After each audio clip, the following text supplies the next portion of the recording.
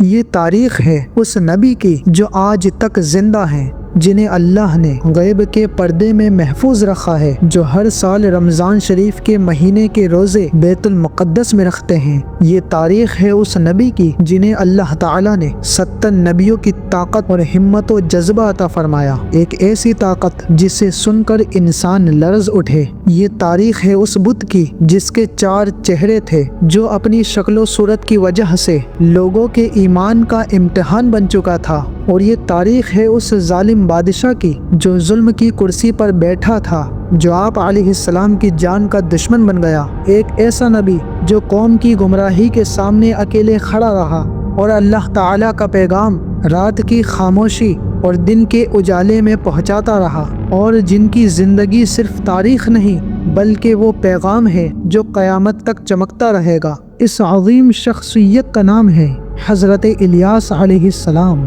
اللہ تعالیٰ نے آپ علیہ السلام کے رسول ہونے کی گواہی قرآن پاک میں خود اللہ تعالیٰ نے دی۔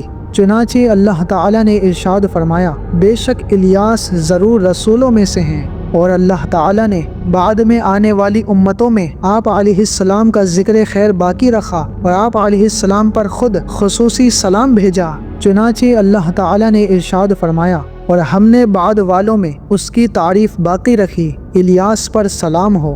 بے شک ہم نیکی کرنے والوں کو ایسا ہی صلہ دیتے ہیں، بے شک وہ ہمارے اعلیٰ درجے کے کامل ایمان والے بندوں میں سے ہیں۔ آپ علیہ السلام حضرت موسیٰ علیہ السلام کے بھائی حضرت ہارون علیہ السلام کی اولاد میں سے ہیں۔ اللہ تعالیٰ نے آپ علیہ السلام کو بہت سے معجزات عطا فرمائے، چنانچہ اللہ تعالیٰ نے تمام پہاڑوں کو اور تمام حیوانات کو آپ علیہ السلام کے حکم کے تابع فرما دیا، اور غضب و جلال اور قوت و طاقت میں حضرت موسیٰ علیہ السلام کا ہم پلہ بنا دیا، اور 70 انبیاء کرام علیہم السلام کی طاقت و قوت عطا فرمائی۔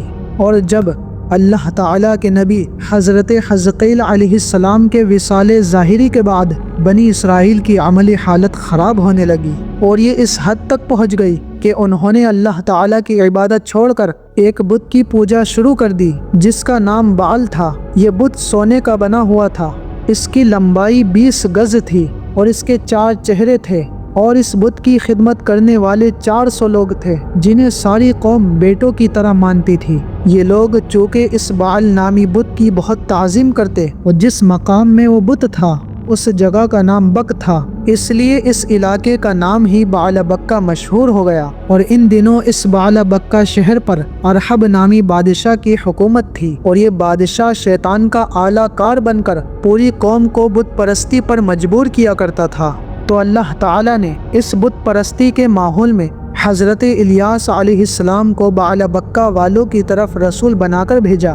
تو آپ علیہ السلام نے انہیں نصیحت کرتے ہوئے فرمایا، جس کا ذکر قرآن پاک میں موجود ہے، کیا تم ڈرتے نہیں؟ کیا تم بعل بت کی پوجا کرتے ہو اور بہترین بنانے والے کو چھوڑتے ہو؟ اللہ جو تمہارا رب اور تمہارے اگلے باپ دادا کا رب ہے۔ قوم نے حضرت الیاس علیہ السلام کی نصیحت قبول کرنے کی بجائے اللہ تعالیٰ کی وحدانیت اور آپ علیہ السلام کی رسالت کو جھٹلایا۔ اس جھٹلانے کی وجہ سے قوم پر دنیاوی عذاب آیا یا نہیں، اس کے بارے میں اللہ تعالیٰ ہی بہتر جانتا ہے۔ البتہ قیامت کے دن اس قوم کے کفار ضرور عذاب الہی میں مبتلا ہوں گے اور ہمیشہ جہنم میں رہیں گے، اور ان کے برعکس اللہ تعالیٰ کے وہ برگزیدہ بندے جو حضرت الیاس علیہ السلام پر ایمان لائے یہ عذاب سے نجات پائیں گے۔ اللہ تعالیٰ نے قرآن میں فرمایا، پھر انہوں نے اسے جھٹلایا تو وہ ضرور پیش کیے جائیں گے مگر اللہ کے چنے ہوئے بندے۔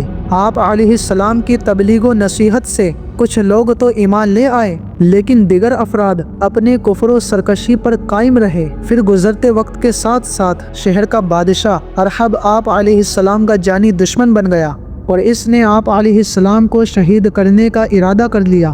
خطرہ محسوس ہونے پر آپ علیہ السلام نے خدا کے حکم سے شہر سے ہجرت فرمائی اور پہاڑوں کی چوٹیوں اور غاروں میں روپوش ہو گئے۔ 7 برس تک روپوشی کے عالم میں رہے، اور اس دوران جنگلی گھاسوں، پھولوں اور پھلوں پر زندگی بسر فرماتے رہے۔ بادشاہ نے آپ علیہ السلام کی گرفتاری کے لیے بہت سے جاسوس مقرر کر دیے تھے، لیکن اللہ تعالیٰ کے فضل و کرم سے کوئی بھی آپ علیہ السلام تک نہ پہنچ سکا۔ آخر کار آپ علیہ السلام نے یہ دعا مانگی، اے اللہ مجھے ان ظالموں سے نجات اور راحت عطا فرما۔ اللہ تعالیٰ نے آپ علیہ السلام پر وحی اتاری کہ تم فلاں دن فلاں جگہ پر جاؤ اور وہاں جو سواری تمہیں ملے بلا خوف اس پر سوار ہو جاؤ۔ چنانچہ اس دن اس مقام پر آپ علیہ السلام پہنچے تو آپ علیہ السلام نے دیکھا کہ ایک سرخ رنگ کا گھوڑا کھڑا ہے۔ آپ علیہ السلام اس پر سوار ہو گئے اور گھوڑا چل پڑا تو آپ علیہ السلام کے چچا زاد بھائی حضرت الیسع علیہ السلام نے آپ کو پکارا اور عرض کی، اب میں کیا کروں؟ یہ سن کر حضرت الیاس علیہ السلام نے اپنا کمبل ان پر ڈال دیا، اور یہ اس بات کی نشانی تھی کہ میں نے تمہیں بنی اسرائیل کی ہدایت کے لیے اپنا خلیفہ بنا دیا۔ پھر اللہ تعالیٰ نے حضرت الیاس علیہ السلام کو لوگوں کی نظروں سے اوجھل فرما دیا اور کھانے پینے سے بے نیاز کر دیا، اور آپ علیہ السلام کو فرشتوں کی جماعت میں شامل فرما لیا۔ آپ علیہ السلام حضرت خضر علیہ السلام کی طرح ابھی تک زندہ ہیں، اور روحانی طور پر اللہ تعالیٰ کی طرف سے خشک زمین کے انتظامی معاملات آپ علیہ السلام کے سپرد ہیں، جیسے فرشتوں کی کائنات کے امور میں ذمہ داریاں ہیں۔ جب قیامت قریب آئے گی تو اس وقت آپ علیہ السلام وفات پائیں گے، اور بعض بزرگوں کی آپ علیہ السلام سے ملاقات بھی ہوئی ہے۔ حضرت الیاس علیہ السلام اور حضرت خضر علیہ السلام بیت المقدس میں رمضان شریف کے روزے رکھتے ہیں اور ہر سال حج کرتے ہیں اور زمزم شریف پیتے ہیں، جو انہیں آنے والے سال تک کے لیے کافی ہوتا ہے۔ تو یہاں پر حضرت الیاس علیہ السلام کا واقعہ مکمل ہوا۔ اگر آپ کو یہ واقعہ پسند آیا ہو تو کمنٹ میں ضرور بتائیں۔ ملتے ہیں اگلی ویڈیو میں، تب تک کے لیے السلام علیکم۔